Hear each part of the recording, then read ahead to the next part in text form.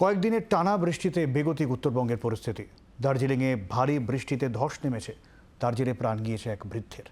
এছাড়াও ধসে লোয়ার সিংতামে যোগাযোগ বিচ্ছিন্ন মোট 400টি পরিবারের।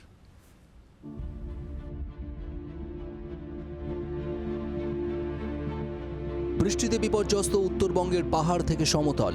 কিছুদিন আগেই ভারী বর্ষণে ফুলে ফেপে উঠেছিল তিস্তা। বর্ষণের জেরে জলস্তর বাড়ায় উত্তরবঙ্গের একাধিক এলাকা প্লাবিত হয়। দার্জিলিং, কালিম্পং, সিকিমের একাধিক এলাকায় নামে ধসও, বিচ্ছিন্ন হয়ে পড়ে যোগাযোগ ব্যবস্থা। মাঝে পরিস্থিতি একটু স্বাভাবিক হলেও আবারও বৃষ্টিতে দুর্বিষহ পরিস্থিতি পাহাড়ের। বুধবার অতি ভারী বৃষ্টিপাতের কারণে পোখরেবঙ্গে ধসে চাপা পড়ে মৃত্যু হয়েছে রবিন রায় নামে এক বৃদ্ধের। দার্জিলিংয়ের লোয়ার সিংতাম গোপালধারা গ্রামে কয়েকটি বাড়ি ক্ষতিগ্রস্ত ধসে যোগাযোগ বিচ্ছিন্ন হয়েছে 400টি পরিবারের।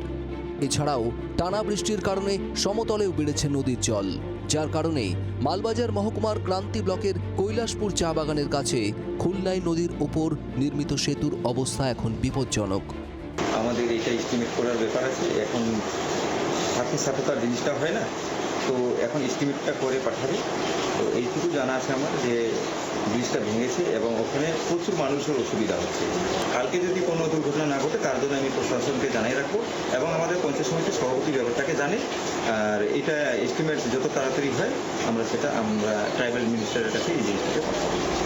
স্থানীয়দের আশঙ্কা, দ্রুত এই সেতু সংস্কার না করা হলে আগামী দিনে বড় দুর্ঘটনা ঘটতে পারে। স্থানীয়রা নিজেরাই সেতুর মেরামতি শুরু করেছেন। ব্যুরো রিপোর্ট, জি24 ঘন্টা। বাংলার আওয়াজ, বাঙালির আবেগ, জি24 ঘন্টা।